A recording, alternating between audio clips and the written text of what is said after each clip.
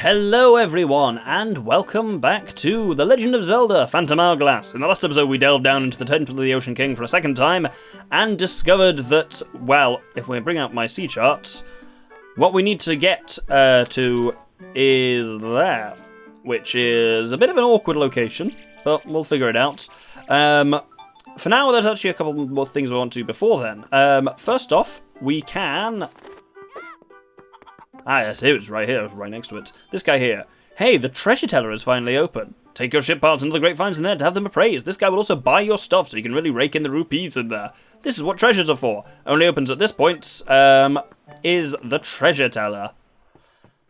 And as the rarity is random, so too is what is paid for them. But it's, as a fix for any save file. Cackle-dee-dee, I'm the teller of treasures. Baubles, beauties, I can sort tribe from treasure. Let me see your belongings. Disturbing.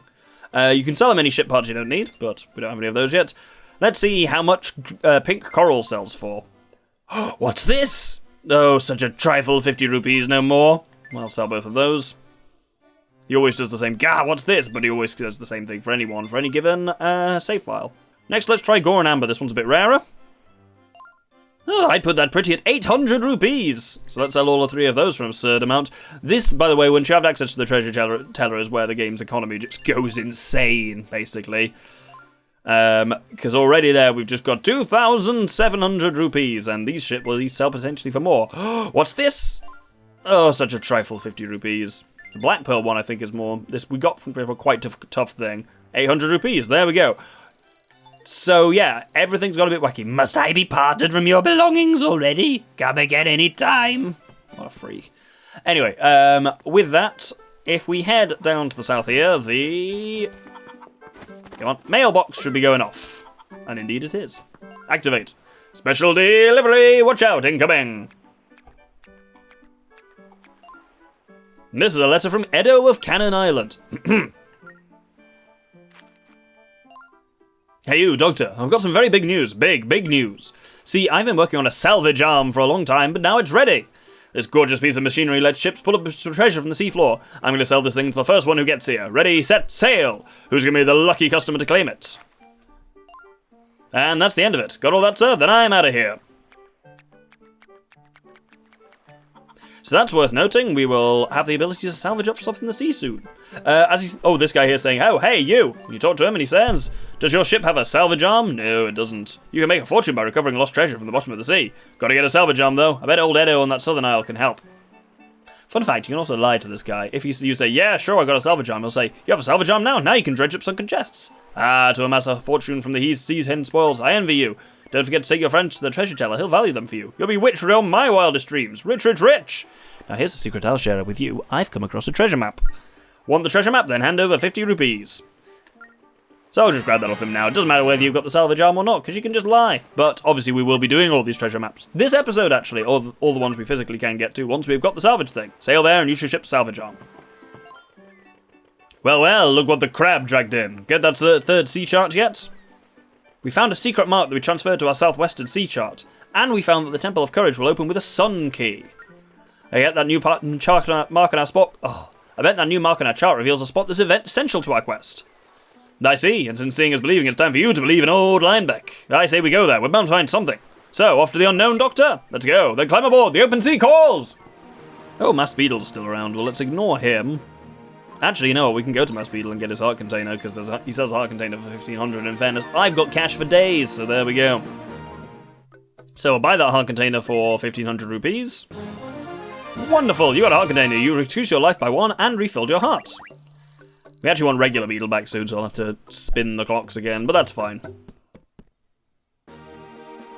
With that, we're going to head around him to where the Courage gem is marked, or the Courage crest. Okay, we made it to exactly where the crest is, but there's nothing here. Nothing that looks like a crest anyway, just a bunch of sea. Well, maybe. Maybe there's something here, but below, at the bottom of the sea.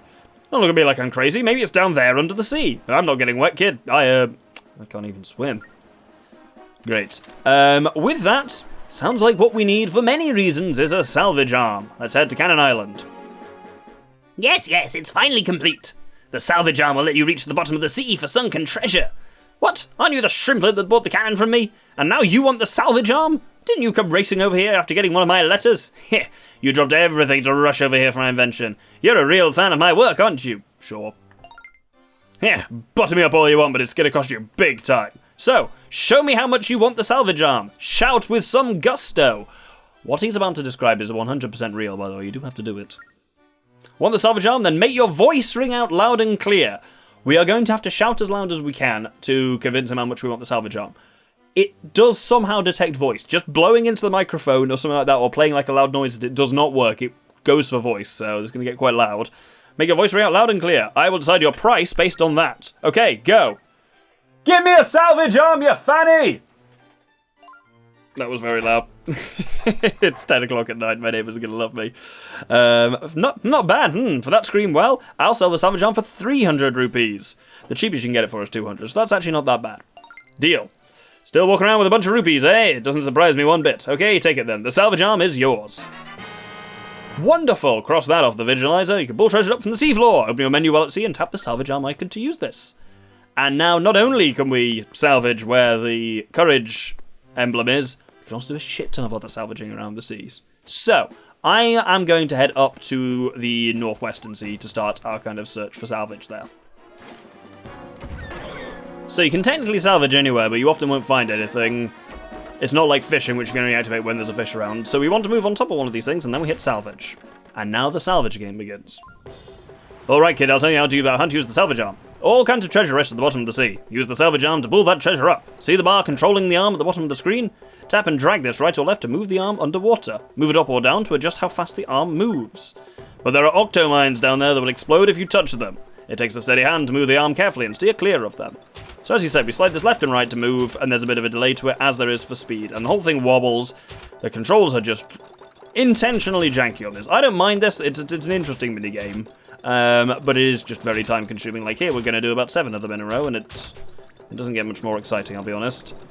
Also, all that matters is the claw. If the chain moves through an octomine or through a solid object, apparently that's absolutely fine. Ooh, there's 100 rupees over there. That's worth getting. If you touch any bubbles worth of rupees, you will get them. A 20 or anything above that is worth getting for. Anything else, probably not.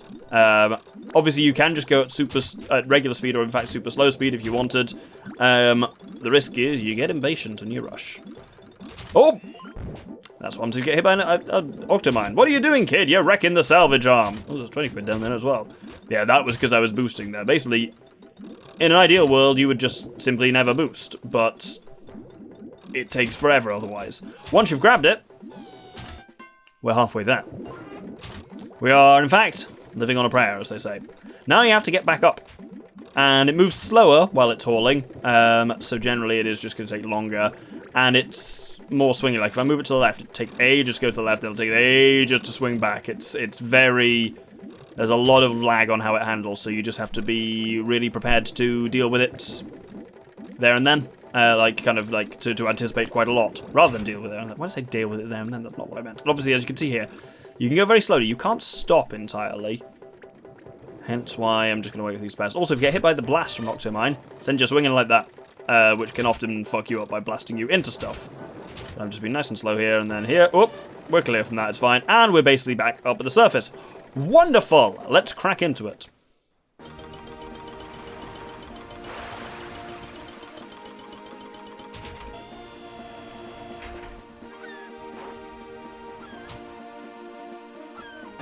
And that gets us a Ruto crown, which is a treasure. Wonderful.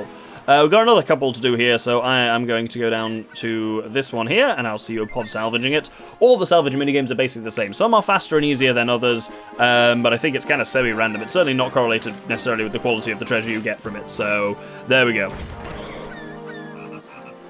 I'll let you know if anything exciting happens, but I don't expect it largely will, I'll be honest. Oh, the Stonehull ship part. That's one we've already got. We've got 2 ship parts in well, we've got 3 ship parts total, and 2 of them are duplicates. Ship parts are also something which is randomized in this, both what happens to be common or rare in your file, and also which ones you get in any spot are all randomized. And there's nothing to stop you getting ones you've already got, but you can sell them at the treasure teller, so that's that. We're going to head over to that next salvage point now. Neptuna's on the map. Neptuna's on the map. This is not a drill. This is not a drill. There he is. Let's go fish this bastard out. Am I really going to wrap that side quest up already? Fuck me, that's surprising. Right, let's get a bit closer to Neptuna. It's perfect. Fish this little fuck. Oh, Neptuna's a grueling one. Right. Brace yourself. This is going to hurt my wrists. Let's wait for him to fish on. Got him.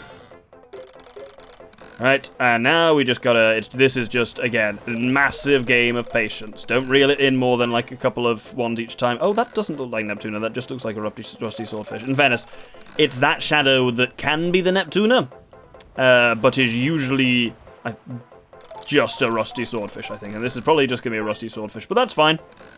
Fishing practice is no bad thing. Oh, come on. There we go. He's really fighting, though.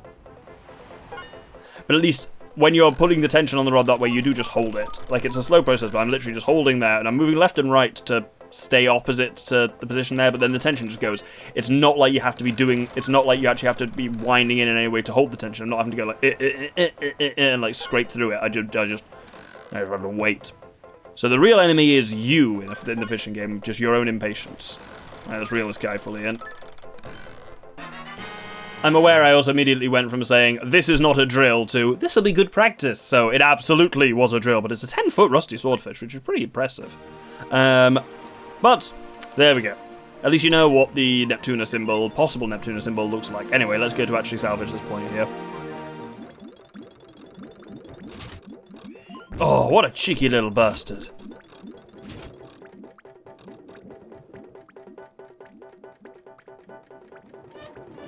Oh, that was close. Oh, but we're all good. Oh, he says, good lord. A lot going on here. Oh, threaded the noodle there. Oh, wonderful. Let's crack this open. If there's another stone hull, I'm going to kill a man. The battle wheel! That sounds exciting, doesn't it? Right, with that, we actually need to head to a different quadrant. We could salvage everything we can in this. I'll do ship customization and all that once we've got it. So, we are going to head to Frog Fi, please. And we'll go to this closer one first. And there's a golden chimney, holy shit! Regardless of what's going on your file, the golden ship is the rarest ship in the game. It always is for the thing. So to have one chunk of the golden ship already is pretty good. As I say, there are 8 in total. And all the golden ones are called golden something. So 1 out of 8. Nice to get those things down, because these are annoying randomized things that I am planning on showing all of them off. And it's going to be kind of grueling to get them all. So that's pretty advantageous to have that already. Right, let's head down this way. Oh, shit. Oh, we're in trouble here. Salvage armor's only got 1 hit left in it. It's taken a few dings. So I'm going to be real careful here. Fortunately, as I say, it doesn't matter whether the salvage arm passes through solid objects or not. Only the claw / the treasure it's holding is what actually matters. Yeah, I went a bit ballsy through that one and clonked myself twice. So, let's talk about repairing the salvage arm. Well, once I crack this thing open. The drill prow ship part. We've got a couple of parts of the iron ship, actually. That'll be handy to know. Right, let's warp over to Merkay using the frog tablets. And I will see you on Merkay Island, because that's how we heal the salvage arm. Basically, going into salvage with 2 hearts left in the salvage arm is a bit daft, but doable. 1 is just too risky, because it'll just get hit, and then you'll have to go and fix the salvage arm, and you won't get the treasure. And the salvage game is just very time-consuming. You don't want to do it more than you strictly have to. Anyway, here, the shipyard, where we do our ship customization, that I will do once I've done all the salvaging, is also where we repair the salvage arm, because if you talk to him, he says, hey, that salvage arm is pretty banged up. Gonna be useless soon. I'll fix it for you. 50 rupees. Perfect. It's 200 rupees to fully fix it from bust, so repairing it is better. But unlike the ship, it doesn't repair itself automatically over time. Because the ship heals by just docking anywhere. Because Linebeck, turns out, isn't actually completely full of shit. He actually does do repairs to the ship when you're parked. But the salvage arm needs your man to replace it there. Anyway, let's go to this one that's right next to us and salvage that up. Oh, God. It's those ones that come out up in the middle and they just come out of nowhere. Well, at least we're right next to Merkay. God, that was a tough one. He says, having not got the treasure out yet. God, that was a tough one. There we go. Time to write this time. By the way, what's under each specific treasure chart? Each specific treasure chart always leads to the same spot and always has the same kind of thing in it. So this one is the pillar handrail.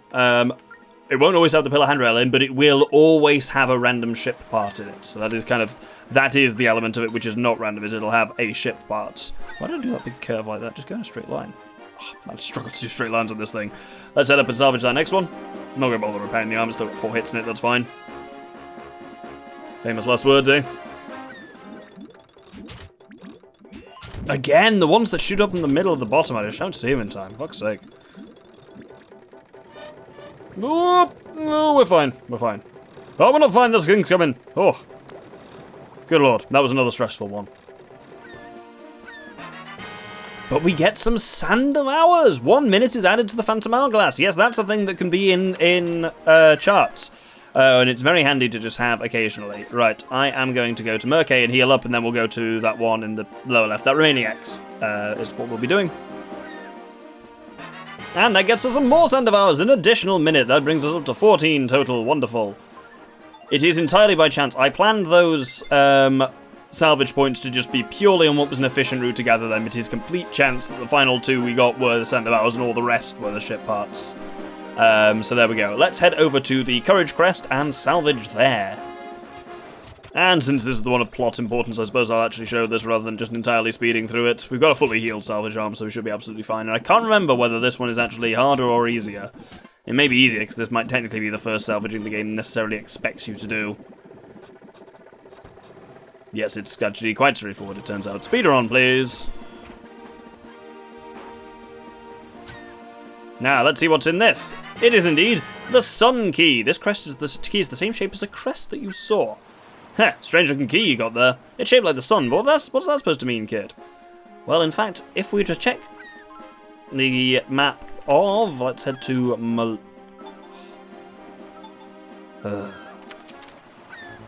How do I just check the actual contents of the map itself? There we go, Malida Island. I made a note that there was a sun symbol on the door down there. Interesting. We'll head there in just a second. There's just a couple of things I want to do first. First, I want to go and see Beedle. He's trying to escape to the north, but we'll intercept him in time. Full steam ahead, Linebeck. Catch that little shop-selling bastard. Oh, it's also absolutely worth noting, by the way, now we've beaten the Temple of Gust, there are no cyclones here, so we can actually safely transition from the southwestern to the northwestern sea this way by just going off the edge of the map the way we did before. The fog with the ghost ship in it is still very much over there. Oh, is that the Neptuna appearing? Oh, it is. It's all the way the fuck down there. But yes, so we can still go between them fairly easily here. Useful to get from Beedle here is... He has a bomb bag upgrade for 1,000 rupees, and I can easily afford that, so let's buy that. Maybe worth buying. How much is this Helmrock Plume? 70 rupees. I suspect that'll only be 50 from the treasure challenge, but there we go. I am going to go quickly now to the treasure seller, and I'm going to sell... Ooh, 16 points. Try to earn 20 to get a membership. I'm going to sell the treasure and any of my duplicate ship parts, and then we'll do some ship customization. So, yep, over to Merkay it is. Might have been quicker to walk, but there we go. I'm kind of hoping this way that maybe the fish will move somewhere slightly more favourable. Wow, so the stone hull is rare enough that it's 800 rupees. And yet I have 2 of them. That's genuinely actually unlikely. That's quite funny. Let's see how much. So we've got a Ruto crown. Ooh, 1,500 rupees. Nice. Spicy. And let's see this. If there's anything less than 70, then it wasn't worth it. Yep, 50 rupees. I've been fleeced. Right, let's go and do some ship customization quickly. So, as I say, the ship comes in sets. And you do want to match sets where you can, because for every... If you have 2, 4, or 8 parts from a given set, you get a boost to your hearts. So, have I got any sets at the moment? I don't think I really have. Drill plow is from the iron set. Actually, I might have a few iron ones. And that's from the refined ship. Hull-wise, I got standard or stone. Stone it is, then we'll mix it up. This ship's starting to look pretty wacky. I don't know, it's not because I didn't actually attach stuff properly. Pillar handrail we'll have. Have I got another bridge? I don't think I have got a bridge, no. Chimney, we got the golden chimney, which looks cool, but doesn't do anything. And as for the wheel, we got the battle wheel. We've got 3 parts of the iron ship, 2 parts of the stone ship, and then we've left some as standard, so the cannon and bridge are both standard, and the anchor and chimney are their own things. But we might get a bit of a boost to health for that. See what it's going to say. Ship standard will go up if you start from the saved set. I don't think we've quite got it. I think we need to have 3... Wait, no, I should have 3 iron parts, because we've got iron... Oh no, I've only got 2 iron. I've got the... Yeah, I've got 2 and 2. There we go. Cool. With that, let's see if the fish did indeed move into a more favourable position. Ship looking pretty wacky now. Loving it. Ugh, no, they'd escaped since while I was on Merkay Island. Cool, anyway, let's warp to Frog Fi over there. Not salvage! No, I don't want to salvage here. I think you just pull up rupees if you salvage just in some random location that isn't actually a map. You're going to count that? Wacky. And with that, let's approach Melita Island. Because when I say approach instead of go to, because when we get closer... Hey, it's this music from, what's it called? From Wind Waker. So this is the giant eyeball monster. It doesn't really have a name, as far as I'm aware. It's just the eye plants. That nasty thing is between us and the island kid. Now its weak spot is... Well, I guess if I knew we wouldn't be in this stew. But the weak spot's got to be somewhere on its body. One thing I do know, chart a new course so we can stay on the move around it. Don't be a bobbing log. Evade attacks while you watch its weak spot. And when that thing gets close with any attacks, blast away with the cannon. So we just need to basically plot a route that just kind of has us do this a lot. We don't want to get too close to it, we just want to always have a good shot at it. So that'll just keep me kind of moving, and then we'll just treat it as a bit of an on-rails kind of thing. Shockingly, its main weak spot is that massive fucking eye in the centre of its head. But it fires those things at you, which you can crack through, and in fact, if the ship is at all low on stamina, those things can have a heart inside them. But this way we can just leave Linebeck entirely. Ooh, I'm getting a bit closer for comfort there. Yeah. Ideally, you want to actually try and chart a smooth route, so you don't end up having to do like hard turns, which makes you have to stop. You may have noticed that if you're doing smooth turns, you'll just kind of keep going, but if you have to do more than about a 90-degree turn, he'll stop and go like hard turn to starboard or something like that. But generally, as long as we keep on the move here, we should be fine. I don't remember drawing the path over here, but there we go. But this fight is much easier if you just... Oh god, I'm not close enough now when his eyes open. Come on. I must have drawn a bit closer. I could just go and redraw my thing, but I'm not going to. Oh, Gosling. Of course, yeah, now I get a good shot on you. Your eyes away. Right, I'm just going to have to go straight towards it now, because we're clearly doing that. Let's just do that a little bit now. That's probably going to bring me uncomfortably close, but there we go. I think this should nearly kill it. Nope. Well, it might nearly kill it. It certainly didn't actually kill it, though, did it?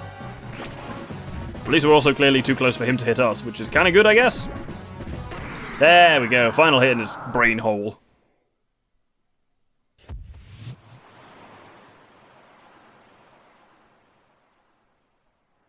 Wonderful. Well, with that, we are able to then...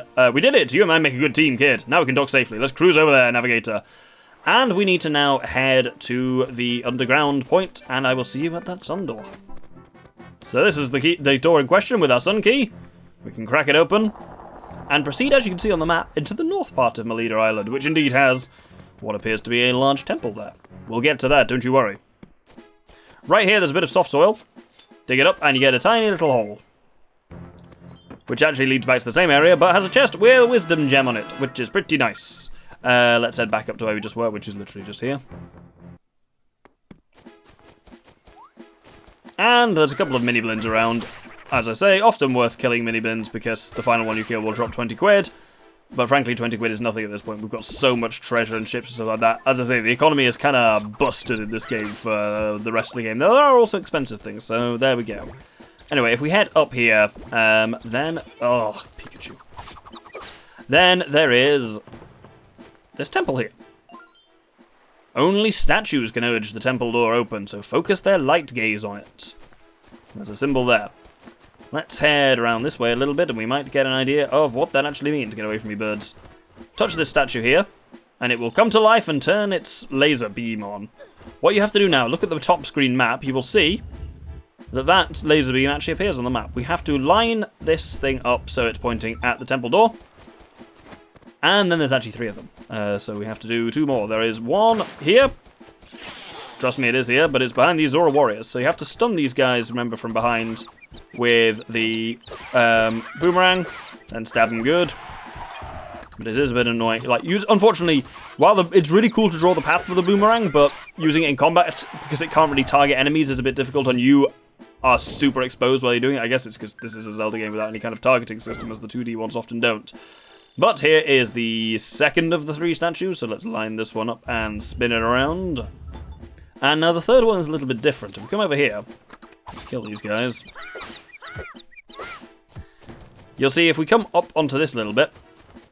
Ah, fuck off, bird. The statue is over there. It's facing the right way, so we just need to hit it, and we can't actually get over there to spin it around, but we can just turn it on with the boomerang, and there we go. With those three, the temple opens. And this has been I've been recording for 53 minutes. I have no idea how long this episode has been, but we're certainly not going into a dungeon this episode. That will be next time, so I hope you'll join me then, where we will be delving properly into the Temple of Courage. Thank you very much, and good day.